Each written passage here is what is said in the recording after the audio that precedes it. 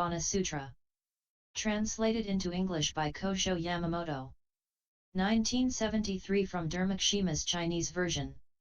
Chapter 5, On the Adamantine Body. Then the world-honored one said to Kasyapa, O good man! The body of the Tathagata is one that is eternal, one that is indestructible, and one that is adamantine, one that is not sustained by various kinds of food. It is the Dharma-Body. Kasyapa said to the Buddha, O world-honored one! We do not see such a body as you speak of. What we see is one which is non-eternal, destructible, of dust, one sustained by various kinds of food. How? In that you, the Tathagata, are now about to enter Nirvana. The Buddha said to Kasyapa, do not say that the body of the Tathagata is not strong, can easily be broken, and is the same as that of common mortals. O good man! Know that the body of the Tathagata is as indestructible as that which stands for countless billions of kalpas. It is neither the body of man or heaven, not one that fears, not one sustained by various kinds of food. The body of the Tathagata is one that is not a body and yet is a body. It is one not born and one that does not die. It is one that does not learn or practice. It is one innumerable and boundless and one that does not leave any tracks behind. It knows not and has no form to represent it. It is one ultimately pure. It does not shake. It does not receive, nor does it do act. It does not abide, does not make. It is tasteless and unmixed. It is and yet is not something created. It is neither action nor fruition. I.e., it is beyond karma. It is not one made, not one that dies. It is no mind, it is one not countable. Whose dimensions can be reckoned, it is the all-wonderful, the one eternal, and the one not presumable. It is not consciousness and is apart from mind. And yet it does not depart from mind. It is a mind that is all equal. It is not and is, yet it is what is. There is no going and no coming with it, and yet it goes and comes. It does not break up. It is one indestructible. It does not snap and does not cease. It does not come out, nor does it die out. It is no master and yet a master. It is not one that exists, nor does it not exist. It awakes not, nor does it see. It is no letter, and is not no letter. It is no dhyana meditation and is not no dhyana. It cannot be seen and can be well seen. It is no place and yet is a place. It is no abode and yet is an abode. It is not dark and not bright. There is no quietness and yet there is quietness in it. It is non-possession, non-receiving, and non-giving. It is pure and untainted. It is no quarreling and is never fighting. It is what is living and is not what is living. It is no taking and no falling. It is no thing and is not no thing. It is no field of wheel and is not no field of wheel. It is non-ending and does not end. It is separating and is a total ending. It is void and is apart from void. Though not eternal, it is not the case that it dies out moment after moment. There is no defilement and muddling contamination. There is no letter and it is apart from letters. It is no voice and no talking. It is no practicing and learning. It is no praising and no weighing. It is not one and is not different. It has no form or characteristics. All is grand adornment. It is not brave and is not afraid. It is no quietness and is not quiet. It is heatless and is not hot. It cannot be seen, there is no form to represent it. The Tathagata succors all beings. While not emancipating, he yet indeed emancipates beings. There being no emancipation, there is the awakening of beings. There being no enlightening, he truly delivers sermons. There being not two, he is immeasurable and is incomparably equal. Being as flat as space, there is no form to represent him. Being equal to the nature of beings, he is not the not is, nor is he the is. He always practices the one vehicle. He sees the three of beings and does not regress, does not change, and cuts off all the roots of illusion. He does not fight or touch. He is non-nature and yet abides in nature. He does not merge and does not disperse. He is not long and not short. He is not round and not square. He is no skandha, sphere, or realm, and yet he is the skandha, sphere, and realm. He is non-increasing and is not a lessening. He is no victor, and yet is one not vanquished.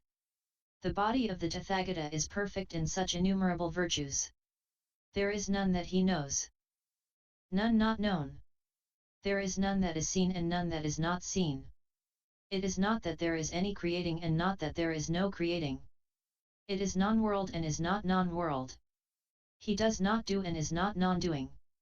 He is none to depend upon and is not none to depend upon. He is not the four great elements, nor is he not the four great elements. He is no cause and is not no cause. He is no being and is not no being. He is no Sramana, no Brahmin. He is the lion, the great lion. He is nobody and not nobody. We cannot express. Other than the oneness of Dharma, no counting is possible. At the time of the parinirvana, he does not enter parinirvana. The Dharma-Body of the Tathagata is perfect in all such innumerable, wonderful virtues. O Kasyapa! Only the Tathagata knows all such phases, aspects, modalities of existence. All this is beyond what Sravakas and Pratyekabuddhas can know. O Kasyapa! The body of the Tathagata is composed of all such virtues. It is not a body maintained or nourished by various foodstuffs. O Kasyapa! The virtue of the true body of the Tathagata is such. How could it suffer from illnesses, the pain of illness, and insecurity? How could it be as brittle as an unfired piece of earthenware? O Kasyapa! The reason why the Tathagata manifests illness and pain all comes from his desire to subdue beings. O good man! Know now that the Tathagata's body is one that is adamantine. From now on, think exclusively of this signification. Never think of a body sustained by food. Also, tell all beings that the body of the Tathagata is the Dharma-Body. Bodhisattva Kasyapa said to the Buddha, O world-honored one! The Tathagata is perfect in all such virtues. How could it be that such a body could suffer from illness and pain, impermanence and destruction? Henceforth I shall regard the Tathagata's body as of the eternal Dharma-Body and the body of peace. Also, I shall speak of it to all others as such. Yes, indeed, the Tathagata's Dharma-Body is adamantine and indestructible. And yet, I do not know how it could come to be thus. The Buddha said to Kasyapa, by correctly upholding wonderful Dharma, one obtains this adamantine body. O Kasyapa!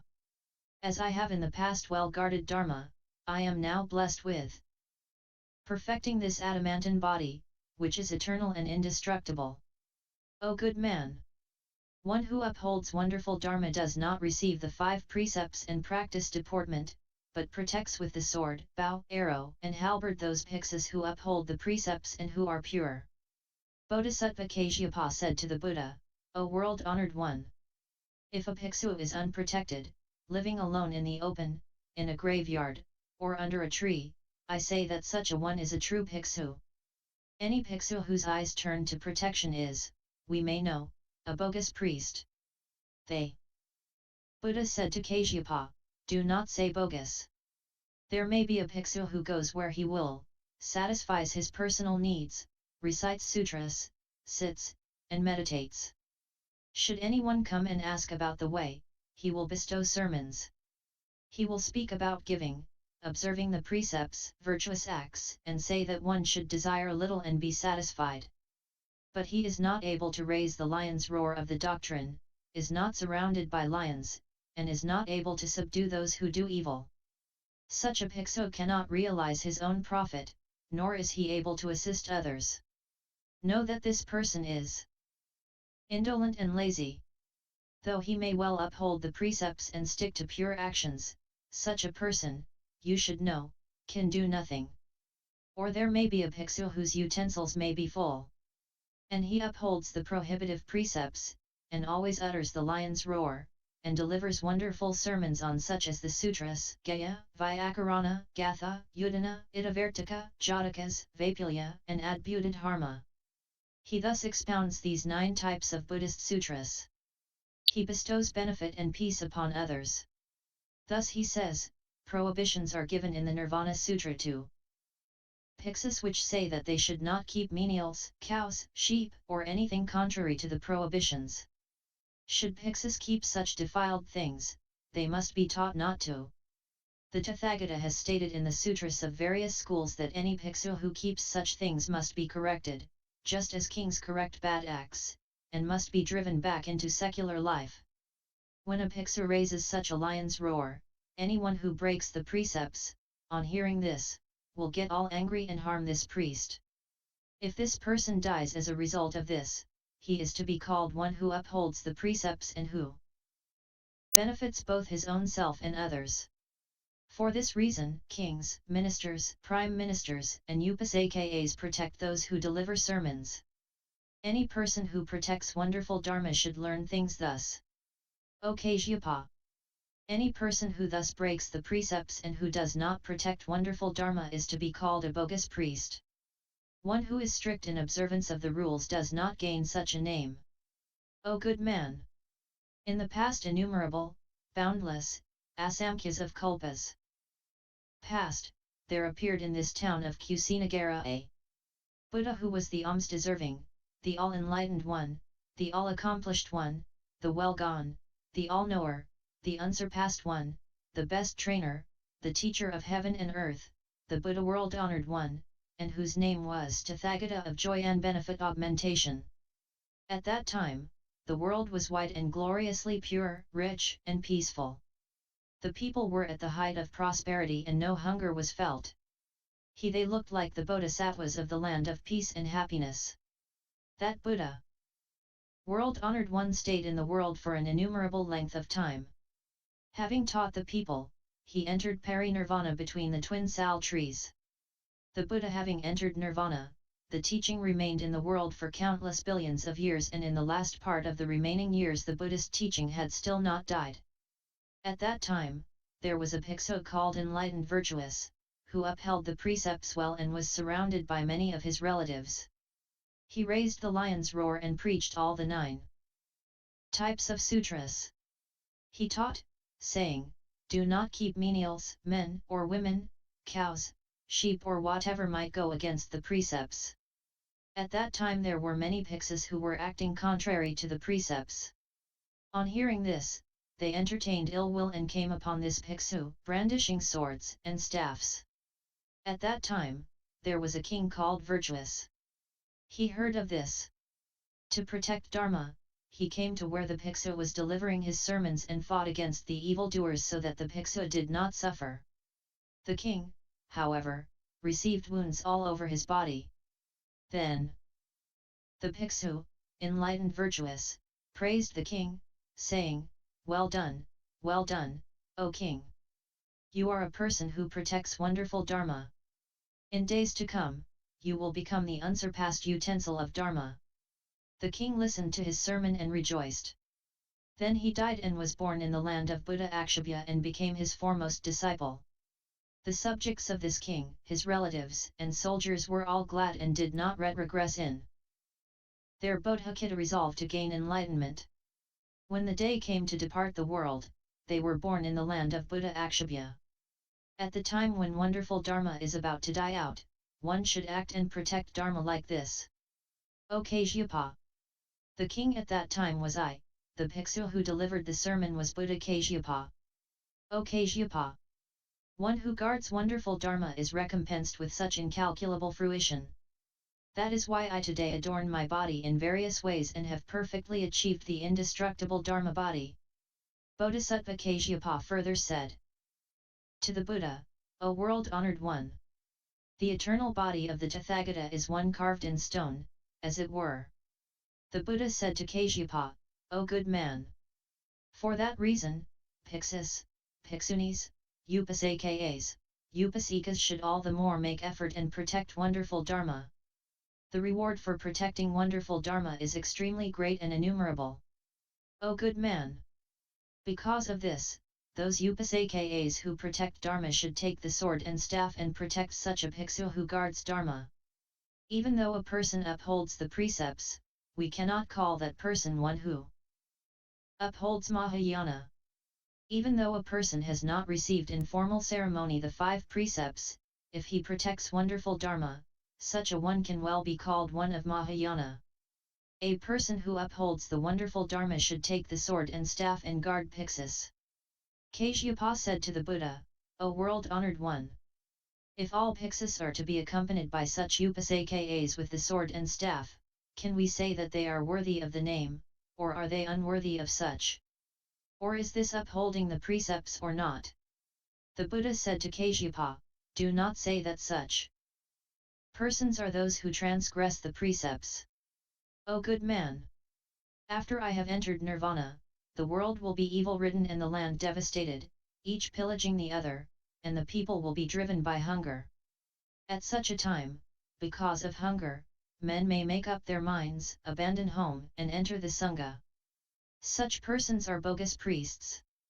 Such, on seeing those persons who are strict in their observance of the precepts, right in their deportment, and pure in their deeds, upholding wonderful Dharma, will drive such away or kill them or cause harm to them.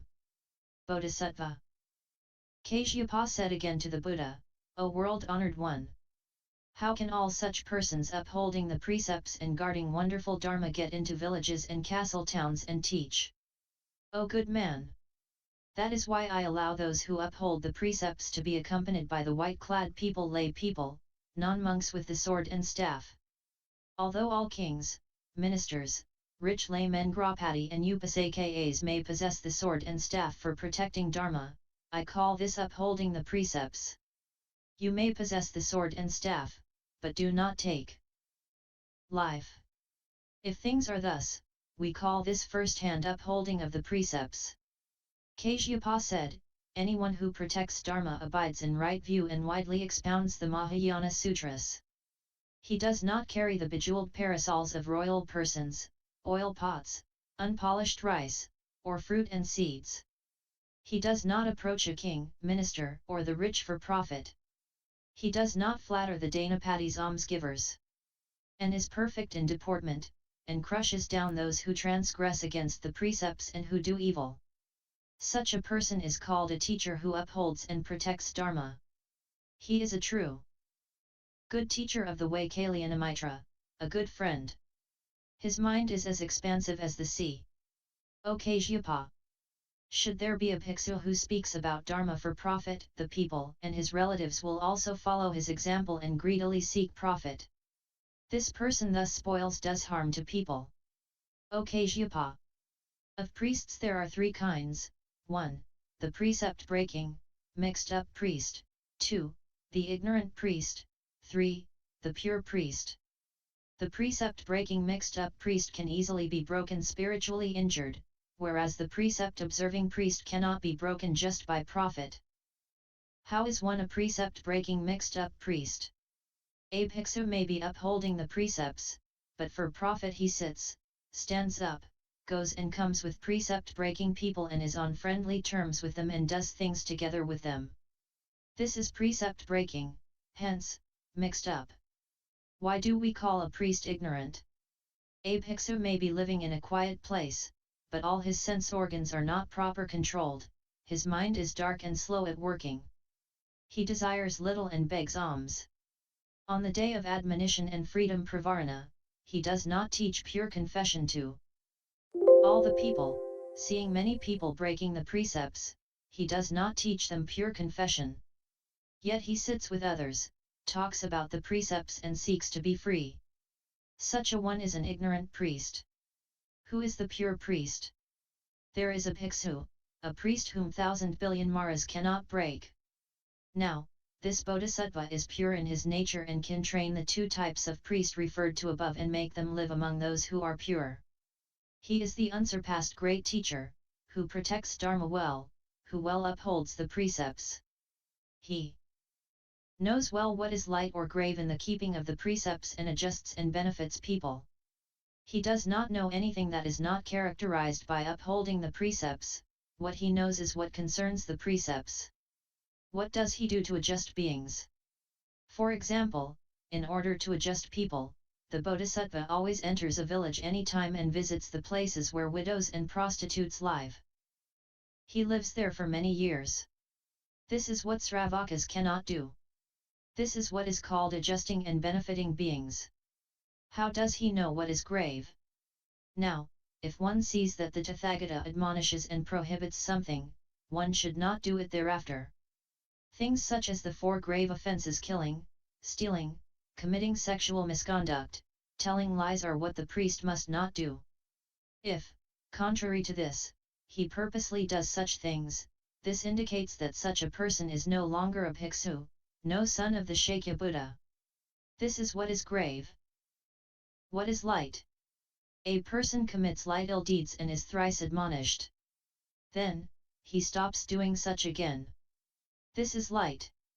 We say non-vinaya, which is not proved.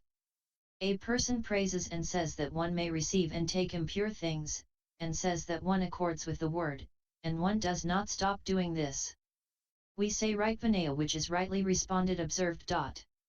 This is correctly learning the vinaya rules of monastic discipline, not drawing near to what is contrary to the vinaya, and spiritually sharing pleasure. Thus one ensures that the vinaya is observed. Thus one well understands what one ought to do as a Buddhist and one expounds it well. This is what the Vinaya refers to as well understanding the one letter, i.e. the Chinese written character for Vinaya. The same applies to upholding the sutras. O good man! The Buddha Dharma is incalculable and hard to fathom. The same is also the case with the Tathagata. He is beyond knowing. Bodhisattva Kasyapa said to the Buddha, O world-honored one! It is so, it is so. It is as you, the Holy One, say. Unbounded and incomprehensible is Buddha Dharma. Thus, too, is the Tathagata. All stands beyond comprehension, so too the Tathagata. Thus, I know now that the Tathagata is eternal and indestructible and that there is no change with him. I shall now study well and expound it widely to people. Then the Buddha praised Bodhisattva Kasyapa and said, Well said, well said. The body of the Tathagata is adamantine and indestructible. You, Bodhisattva, now have the right view and right understanding. If you see clearly thus, you will see the adamantine and indestructible body of the Tathagata just as you see things reflected in a mirror. YouTube video Buddhist Sutras.